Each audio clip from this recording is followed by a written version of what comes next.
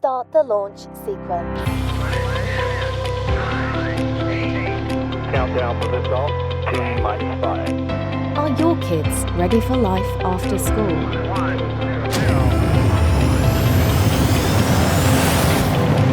Let's get them ready. Mission control, we have liftoff. Welcome to the launch sequence. I am Bill Priestley. This is a podcast you can find on your favorite podcast distributors, but now also in video form on YouTube at the Dream Job Factory, as we look to interview those individuals that can help you as parents figure out how to help your child figure out what they want to do in their life. Leading off this video series is Luke DeLaVergne of Thrive Consulting here in Nashville, Tennessee, whose mission is to create a purposeful future for students, professionals, and leaders. Luke obtained his MA in counseling from Harding Graduate School in Memphis, Tennessee. He is a licensed marriage and family therapist in Tennessee, and he's worked with nonprofit leadership for the past 20 years. And today we're going to talk about how to use a career coach or counselor. What are some of the signs you might need to use one? And get some insight into some of the tools career coaches use to help people find a rewarding career. Luke, thanks so much for joining us. Thank you, Bill. Glad to be with you. Absolutely. So let's start kind of at the very beginning for you. How and when did you decide to get into career counseling? Yeah, so it was around 2017, 2018. I had always had this passion of helping young people, especially, but also professionals who are pivoting their careers. But I experienced something when I was in my 20s where I found myself after college.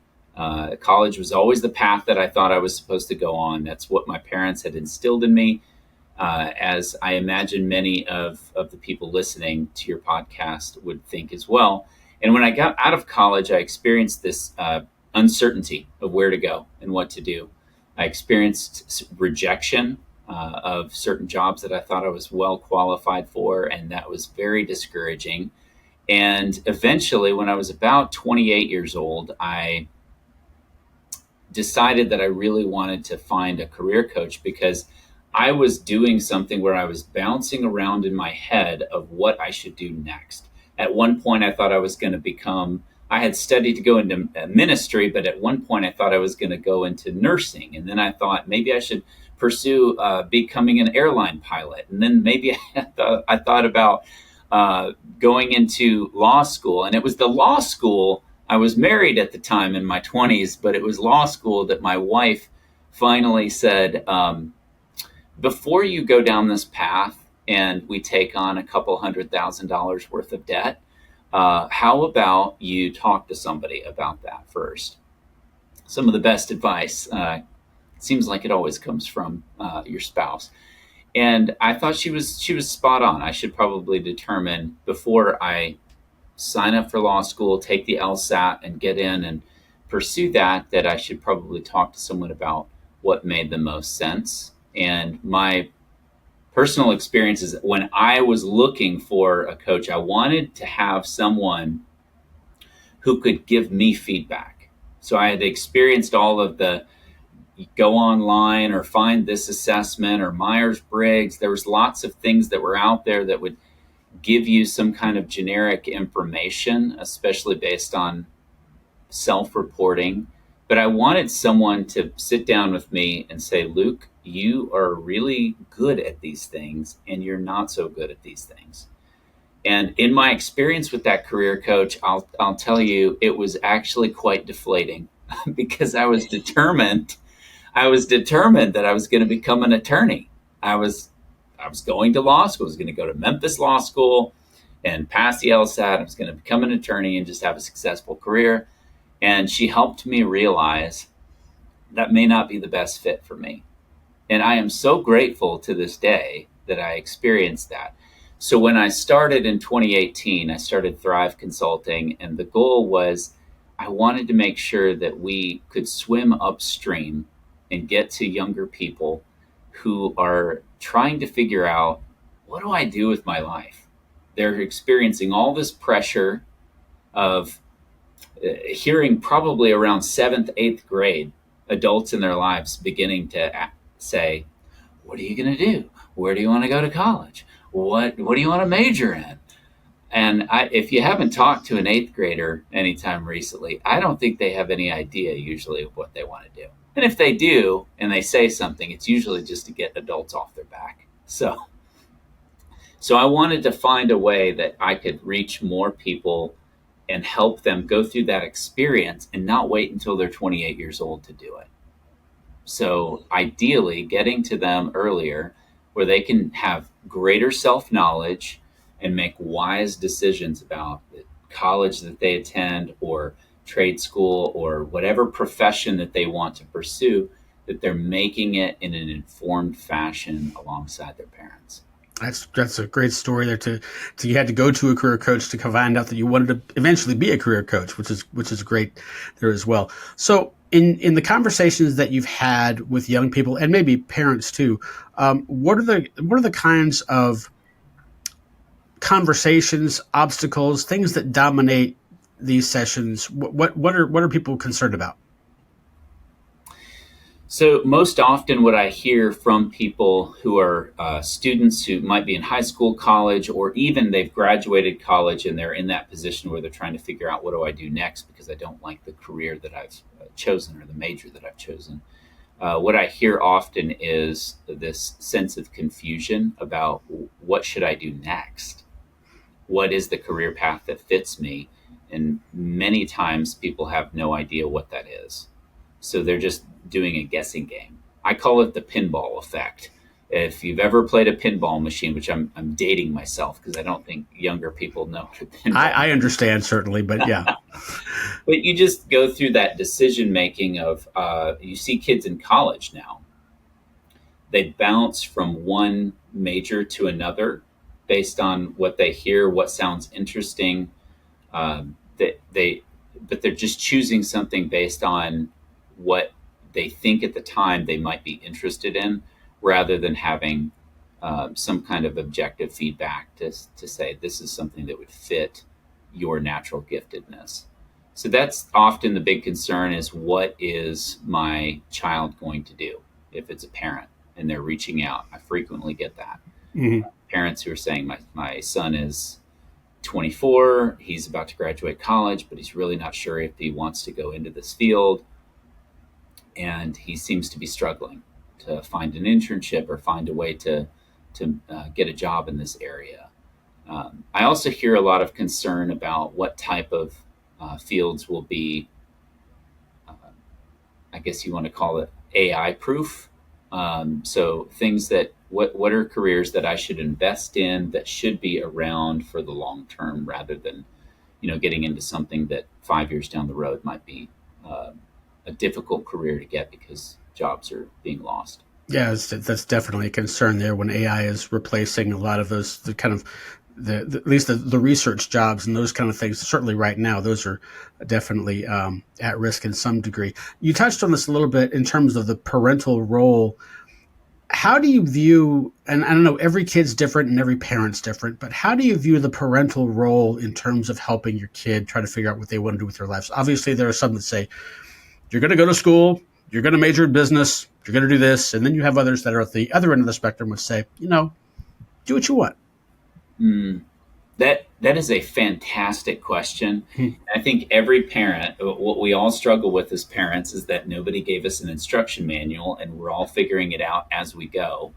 And so as parents are very well intentioned, I've never met a parent who wishes ill on their child. So they have positive intentions, but what's extremely important for that parental role is to be supportive and helpful without making decisions for your son or daughter. So the ability to recognize when you as a parent are moving from a supportive role to a directive role or an authoritative role. When you start saying things to your kids like, you really shouldn't major in that. You should probably major in engineering instead of history. When you start making decisions for your child, then that's usually when I see that there's some type of pushback. If your child acquiesces and says, okay, I guess mom and dad say I should do this, down the road there's going to be feelings of resentment and they often will lead away from that. I actually have someone that I've worked with that his dad was in sales and was very successful, but really promoted with his son, you need to get an engineering degree. You just need to get an engineering degree. And so his son went with it, got an engineering degree, but throughout that experience, just realized he did not want to do engineering. Has the degree today, but has found himself in a completely different career, a completely different field. And in some ways, part of that, he's acknowledged with me, is that was because he didn't want to feel pressured into a certain space. So the best thing parents can do, the positive things that parents can offer to their kids, is to say, we want to help you. We want to put any resources in your path to help you make an informed decision for yourself. That's great advice there. I wanted to ask, kind of along those lines, as parents, kind of as they're getting into the teenage years, into the deciding on trade school, college, whatever is coming after high school, and so on and so forth, even from an educational standpoint, is there anything that you see that either parents or the education system is missing in terms of, well, we're not doing this, and as a result, we're seeing this child with a lack of direction, perhaps, or maybe a lack of certainty in terms of where they want to go? Or is the system as you see it, and the parental guidance at large, good enough for what we have right now? Great question. I have seen some improvement with our public school systems and our the general system at large in helping young people get to the point where they can make a decision about how they want to become productive adults and citizens in our communities. It's improved in the sense that there's greater resources out there for young people to get feedback. What I do see lacking still is that there's not a very consistent form of feedback for young people to decide and figure out what they are naturally gifted at. So often there will be questionnaires, there's career path, guidance counselors in high schools will use things like career path tools, which is great that those are available and that we're getting to kids earlier. Often I don't see a connection with a person. So there might be a questionnaire that they go through. And so you have a ninth grade or 10th grade student who's really just having their brain developed at a certain point, and they're trying to, and if they go through a questionnaire that says like, what are your favorite subjects? And if they say things like math, and then, if that questionnaire just naturally leads to, well, you should consider accounting and engineering and, what fields that might lean into a math space. Well, that just might mean that student right now and really enjoys their algebra teacher, and that's their favorite teacher. And so self questionnaires are often very limited, and it seems as if most of the tools that are out there, that's the big lacking space, is that there's not objective feedback that's readily available for students consistently. Gotcha. Let's shift gears just a little bit. I've got a number of scenarios here. I think I have 5 scenarios that I just wanted to throw at you in terms of if you think this scenario should end up in, say, for instance, use of a counselor, or if this is something perhaps that maybe, as parents see it, they can perhaps take on themselves if they want to. First one is student doesn't seem to be able to adapt to life after school. They've gone to school, they understand it, it's predictable, and then all of a sudden now it is resumes and I'm getting rejected, or I've got a job and it's the same thing every day and I'm not understanding this. How would you advise? That's great. Yes, absolutely. That's where a career coach can be very helpful to help them navigate the whole field of job applications is very overwhelming for anyone, but especially a young person who's fresh out of school and they're trying to figure out, what do I do? How do I land a job? How do I interview appropriately? What does an effective resume look like? How do I write a cover letter? How do I make sure that I network in the right spaces? How do I build a strong LinkedIn profile? Those things are all, they can feel very overwhelming. So having someone who serves as a guide who can help them navigate that world, who's been successful in it and has been able to help other people, that's hugely beneficial for that person in their 20s trying to figure that out. Excellent. Okay, next one. Parent comes to you and says the kid, they won't do anything. They're lying on the couch. They're not interested in this, and I can't seem to get them motivated to get out and try and make something of themselves outside of simply sitting on my couch and watching TV. Yeah, that's a great scenario, and I do hear that one fairly frequently. I will say there's usually an underlying motivation issue going on there, and it's important for the parent. Usually what happens is I see the parent working harder and harder and feeling a greater sense of anxiety about the fact that their son or daughter is not aligning with what they envisioned for them, and so they are feeling a greater amount of anxiety in just thinking that they need to do something for them. Often in that case, I would recommend that you might begin with therapy. There might be an opportunity for there to be some deeper discussion around why that person is lacking motivation, or what it is that they want to do. They might be in that experience or position where they felt pressure to go in a certain direction. Maybe that's not from the parent, but it might just be that they've pressured themselves or felt external pressures to go in a direction that they didn't really want to go in. So then working with someone to figure out why they are making those decisions can be helpful. A career coach can be helpful in that scenario as well. If, and this is the big if that student, that young person is motivated to see a career coach on their own. If it's all from the parent and the parent is driving it, that's when I don't see a lot of engagement from those clients. And so I always make sure that somebody that I'm working with, that individual has to be self-motivated to want to work with somebody on our team. Gotcha. And that kind of dovetails beautifully into the next one, which is the kid perhaps again comes to you maybe at the suggestion of a parent and simply says, I've got ideas. I can do this on my own. I don't need any help. Mm-hmm. Yeah.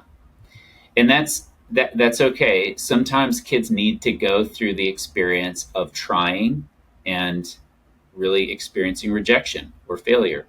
I tend to view it as there's not really any failure in life. It's always an opportunity to learn something.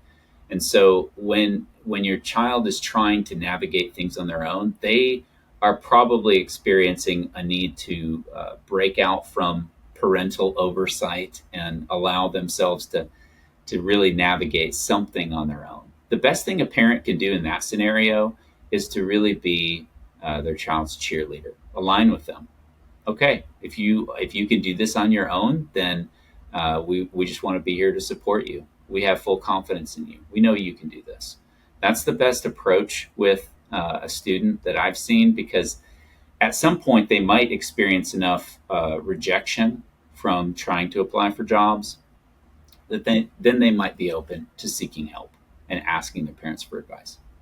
And the last one is kind of linked to that one as well. You've already kind of touched on, I think, what you would suggest, but this is probably the most serious is not the right word, but maybe the most concerning is that the kid won't do what the parents want. And it's not so much that the parent is trying to guide them. It's that maybe Johnny said, I want to go get in a van with my friends and be in a band. And I really, really want to do this. And mom and dad are like, I don't think that's a good idea. Yeah, that is a tough one, because as a parent, you can just see it. You know how that is going to play out, or you feel confident that you know how it's going to play out. And at the same time, if you put too much pressure on your child to follow a certain path that you want for them, then you're going to have a continuous dynamic of resistance, of you pursuing your child and your child fleeing what it is that you're trying to accomplish with them. And so simply planting seeds, being supportive, and being mindful that how you're supporting your child is important.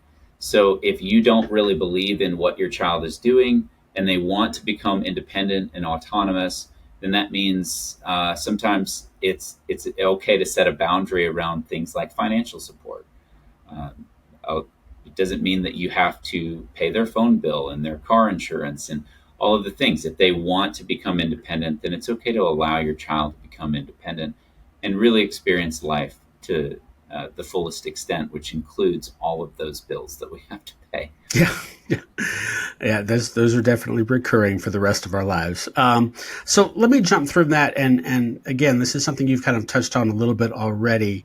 If you're a parent, I think you have to get to a point eventually. I mean, it may be early, it may be late, where it's a foregone conclusion that your kid ultimately is going to do what they want to do. And at that point, you just kind of have to let them go do it. Is that something that you see parents wrestling with a lot? Frequently, yes. It's a tough thing as a parent because we all love our kids. We want what's best for them, and we also have dreams and hopes for our children. It's very natural for a parent to envision their child being successful, finding a partner, having grandchildren someday. We all have those dreams and hopes and visions for our children, but that's where we always have to check ourselves and make sure that our agenda remains our agenda and not placing that upon our children. Sure. So let's just jump into kind of the career counseling space here. In other words, parents are thinking about it, kids are thinking about it. What are things to consider when thinking of career counseling as something that we're starting to entertain? What kind of needs to be there? Yeah. So the area that I have found most effective for both parents and students is that they need to have objective feedback. There needs to be some type of tool, some type of resource that's available where they are receiving feedback from a coach with objective data that's helping them. And by that, what I mean is that there's many, many different online assessments that are available. Those are good starting points. But often what I find is that people do a lot of these things and then they become overwhelmed with a lot of vague information, or they disguised as data. Yeah. Disguised as data. Very good point. And so I did this questionnaire and it's telling me that I'm this way. And here's a list of 300 potential careers that I could pursue. And that's not really led me anywhere closer to the point of making a decision about what I should major in or what type of job I should pursue after college. And so that's what I often see that's lacking from the very beginning and throughout the career deciding process. I actually have clients who are sometimes in their 40s and 50s who come to me and they're trying to figure out how to pivot their career because they've spent so much time in that pinball going back and forth, and their resume reflects it, that I didn't like this. And so I run away from one pain point and I go pursue something else. And then I discover that there's a new pain point in this job and I run away from that and I find something else that's going to be the final thing that I know I'm going to like. And the reality is they just have bounced around and they're trying to finally get a feel for what they need to do.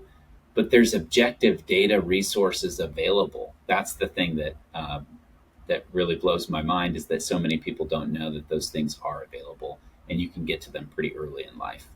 So let's talk about that in terms of what kind of tools you would recommend people take on, and maybe some of the tools you use yourself in terms of helping a young person trying to figure out what they want to do. Yes. So I'm a certified Highlands Ability Battery consultant. So I don't have any stake in it other than that was the tool that helped me tremendously. It is built on over 70 years of research through the Johnson O'Connor Foundation. So many people who are listening to this podcast may have heard of the Johnson O'Connor Foundations. There's a few of them throughout the country where you can travel, you can be on site, you can do aptitude testing on site. But what Highlands has done is taken all of that information and aptitude testing and made it very easy to access. And so it's a very thorough aptitude test to discover, what am I talented in? What are the natural gifts that are a part of my brain architecture? So Highlands covers areas like your ability to structure and organize concepts, your spatial recognition, and your ability to see three-dimensional objects, your natural extroversion and introversion, your whether you're more of a generalist or a specialist. So a generalist is going to be somebody who's really gifted at a lot of different things and loves variety, and a specialist is somebody who wants to dive really deep into one particular area. And having objective feedback, because here's what happens, here's how the test actually goes. Instead of answering a bunch of questions about yourself where you have to ask yourself, am I being honest about this information that I'm inputting, or is this aspirational information that I'd like to believe about myself? Instead of doing that, you're actually looking at a series of brain games. So you're doing things like looking at Tetris cubes and figuring out how they move and manipulate, and you don't know what you're being tested on. In fact, many of my clients come to me and they say, that was the most frustrating, difficult, challenging test I've ever taken. It's about a 2.5 hour assessment.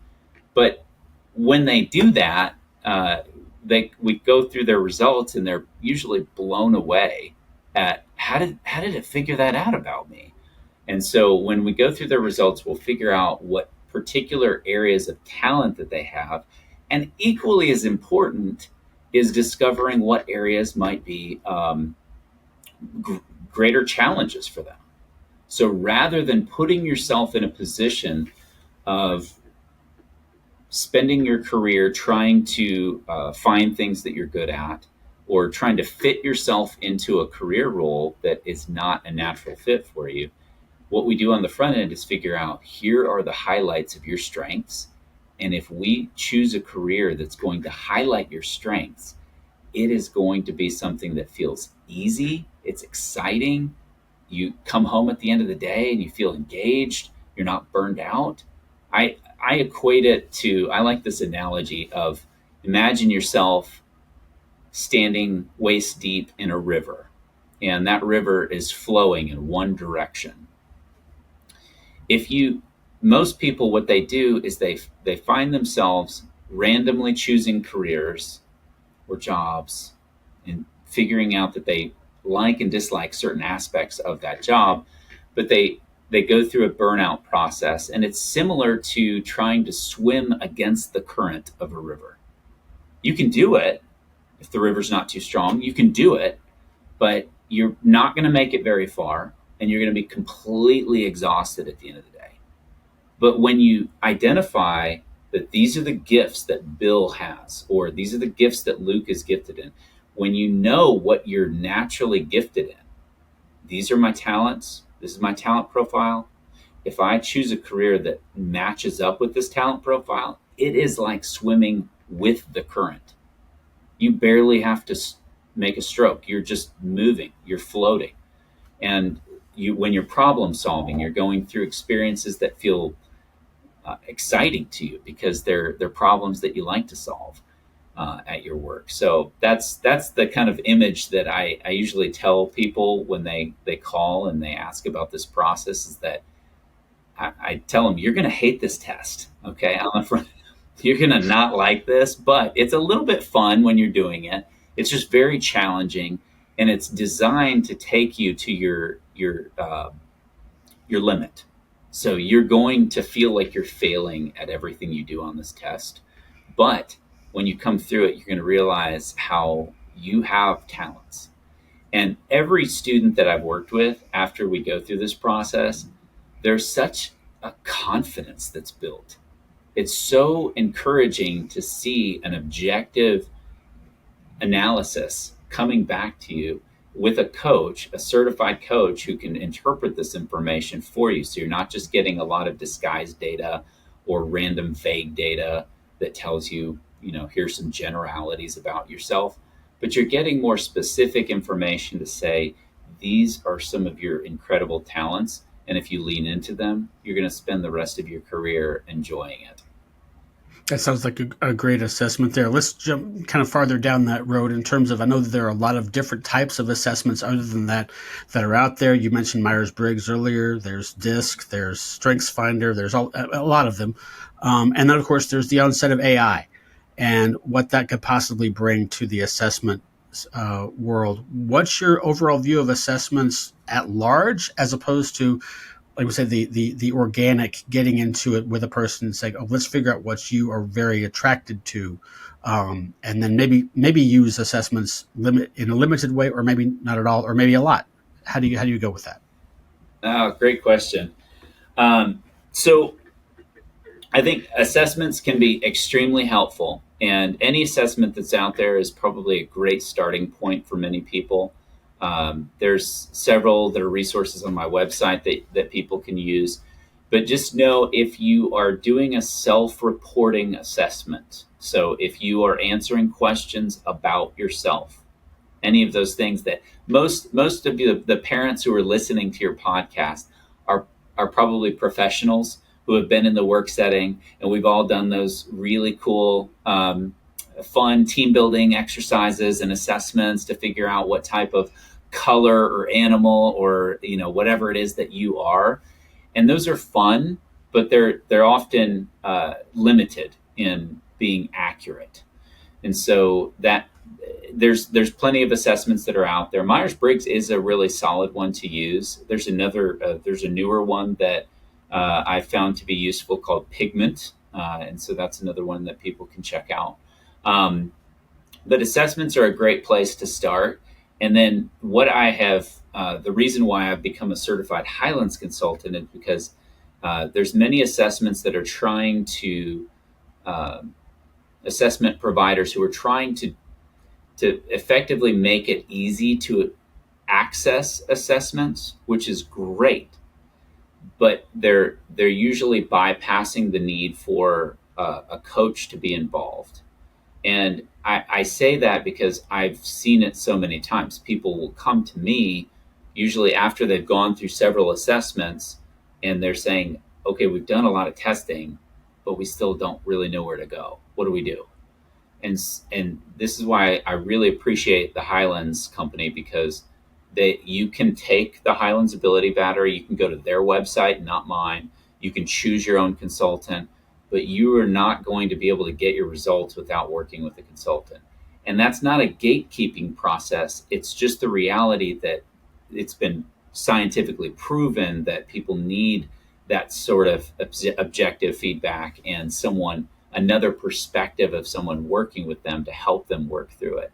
So there's all of the assessment tools that are out there. I've not seen one that I've thought this is not helpful, but it's usually something that's going to be very limited until you're working with somebody to give you that feedback. Yeah, that's definitely true. When you read something in your own context, that's their own self-bias basically working against you in certain ways there as well. Okay, so we've got this. We have career counseling as an option. We have the assessments as an option. Every kid's different, but if you were to talk to a parent and they ask, when should I start this stuff? Obviously, some kids are driven, and some kids from a very early age are driven in a very certain direction. Some kids have no clue what they want to do until their mid-20s. So are there times to start it, or is this one of those things where you need to start it before it becomes a problem? Yeah. So with what I just shared in mind, I would say that the best time to start is around the age of a sophomore, junior in high school. So 15, 16 years old is a good time to begin that process of you're already thinking about colleges or trade schools or whatever it is that you might plan to do after high school. That's a great time to start thinking about what type of assessments we want to look at. and how do we prepare for a career after college and after trade school. It's going to be the long-term solution, and make sure that that's going to be a solid fit for my child. So as you go through this process, and let me also come back to the topic of assessments just for a second. Obviously, we're getting a very different skill set. If you were born in 1974, as I was, you're growing up in a world where your skill sets are going to be developed for that particular age.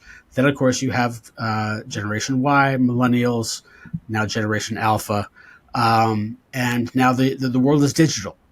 How do assessments and have assessments changed, adapted to the world that we live in the fact that we may not be doing things as we did 50 years ago? Ooh, great question. So the change that's happening right now with AI, I will say the assessments have adapted up to this point, but there is a lot of change that's coming right now, and I think it's important to filter any kind of decisions that are being made about careers through that concept of, is this a high touch career versus something that could be done via a computer. So often what we're seeing is any sort of job that can be done completely remotely or on a computer is likely going to be easily replaced over time. Whereas any type of field where it requires on-site human contact, that's going to be something that's going to be solid type of area to stay in. So let's get to the end of the journey, and that's a place that parents really want to go to when the kid says, I figured it out, I know what I want to do, or at least I've got a good idea. Question is there, and have you ever noticed a certain catalyst as to what happens with that person, and you see the light bulb go off? Or what do you think is when the numbers add up and the kid says, hey, I kind of have an idea, or I have an idea of what I want to do? Yeah, that's the most fun part when I work with somebody or our team does. It's fun to watch people get to the point where they decide that this is what I want to do, and I feel confident in it. And usually that's when I'm a little bit of a buzzkill for them. So what I do is I say, okay, before we lock into that, the first thing I want you to do is we're gonna take your top two selections of your careers that you were landing on. And usually we go through a funneling process so that they get down to that top selection. But I want them to actually interact with people who are in that field. I want them to interview them. I want them to talk to them and ask them, what do you like about your job? What do you dislike? What advice would you give somebody who wants to go into this field? What are some pitfalls to avoid going into this? What type of certifications? What's the reality of the job market? I want you to talk to them. What does a typical day look like? Because sometimes we have in mind what something is, and we've gone through assessments, we know what our talents are, but it's important to make sure that that actual career lines up with who you are. And that has to come from actually speaking with people who are in that field. So going from that point forward, and obviously people have a tendency to jump jobs now more than ever. I think it was the U.S. Department of Labor that said that the average college graduate is seeing 15 jobs over the course of their lifetime. So it's not as though we're going to show up for work and stay there for 60 years like our great-grandparents did. That being said, how often do you think should a person reevaluate in terms of and avoid the pinball effect as you described earlier, but just to make sure, I'm kind of on the right path of what I want to do. Obviously, there's financial concerns there as well, but how often do you think a person should evaluate a career, or at least an idea of what they want to do and how they want to achieve that over the course of, say, for instance, when you figure it out, either as a teenager or in your 20s, up and into your 30s? Right. Because most of us, There's so many careers that are out there that are not commonly labeled that we don't even know about. And most people who are probably listening to this podcast did not imagine themselves at 20 years old being in the particular role that they're in today. Often we get into a job and a career, or start with a company, and we discover that, I think I kind of want to do that role. You're in a meeting with somebody and you say, that sounds kind of interesting what they do in that department. And so then you navigate your way potentially over in that direction, or you just discover more about yourself. In terms of your question, I would say honestly, it's a continuous process, but I would definitely do a solid check-in every 3 years. So that's an opportunity for you to do a reassessment of yourself, to continue working with a therapist or coach, and ask, am I in the right field? Am I experiencing potential symptoms of burnout? Am I beginning to feel stagnant? And why am I feeling stagnant?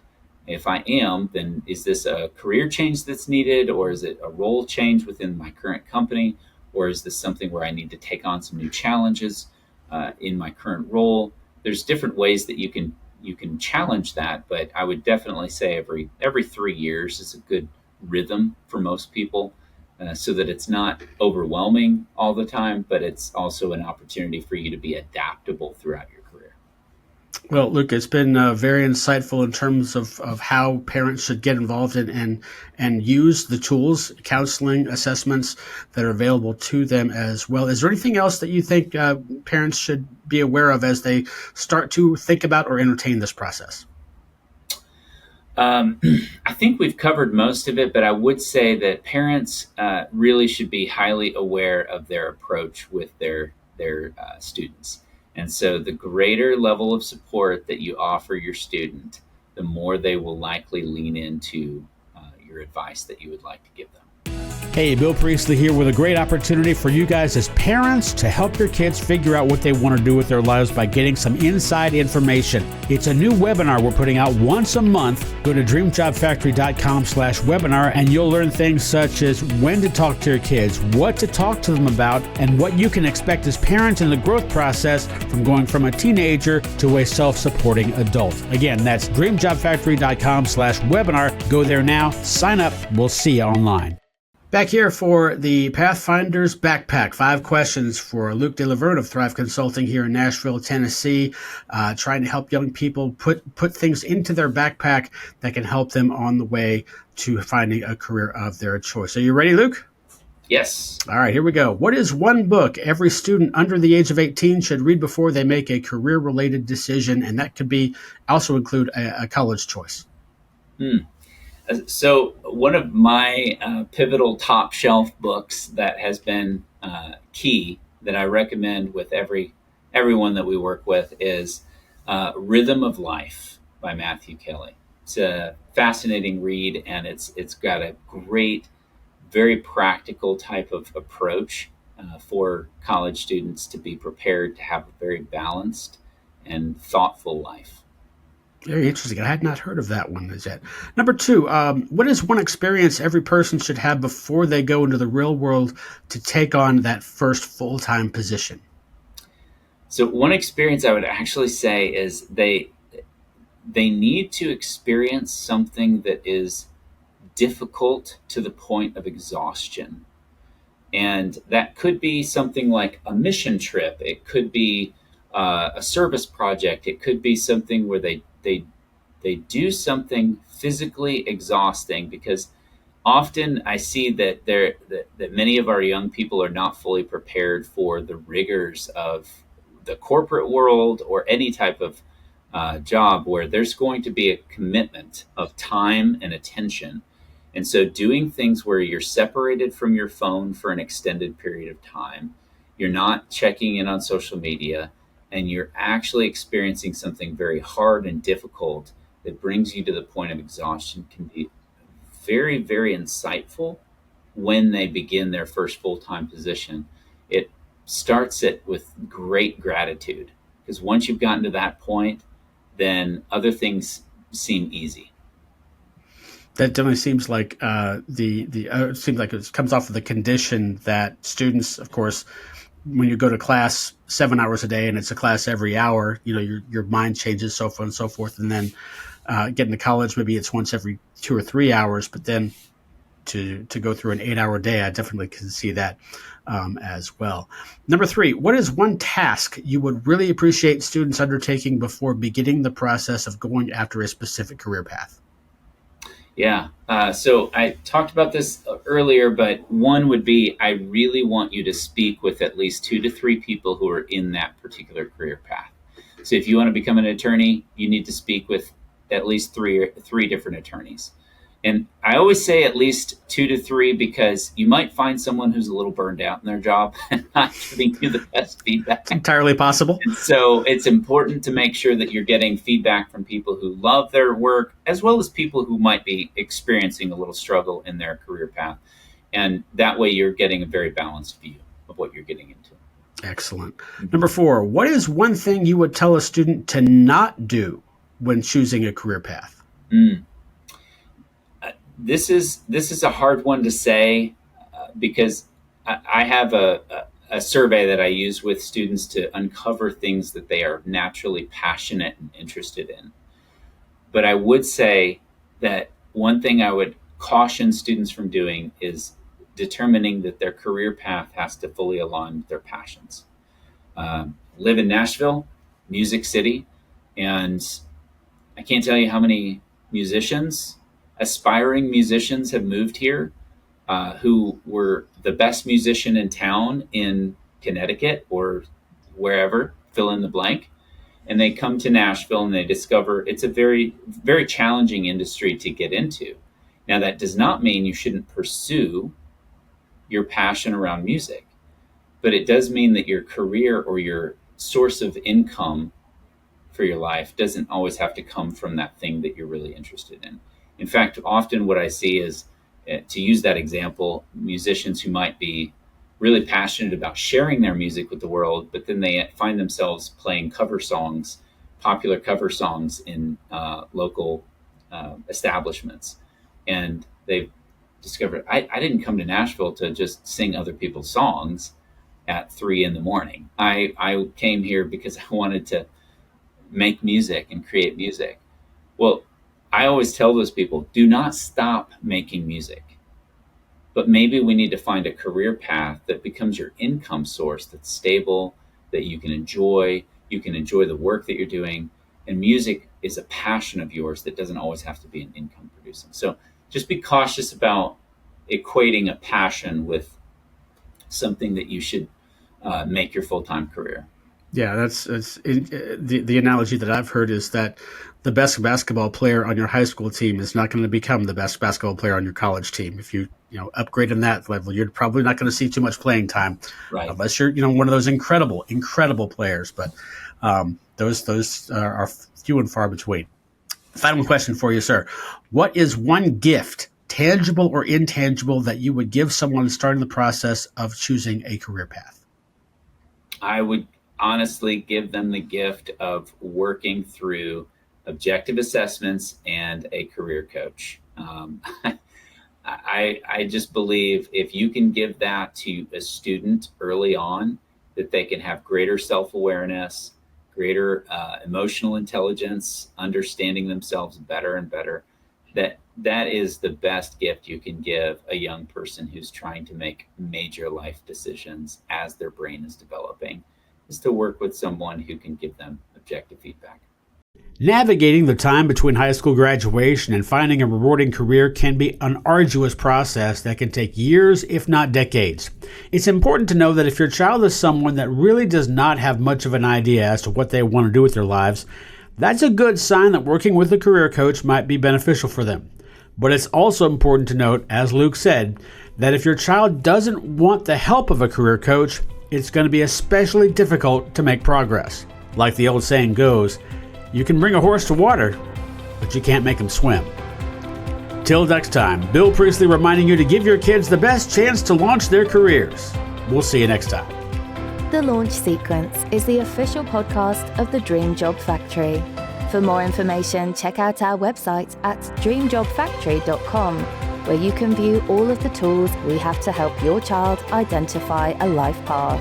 You can also sign up for our newsletter to get the latest podcasts and information in the career discernment space for young people.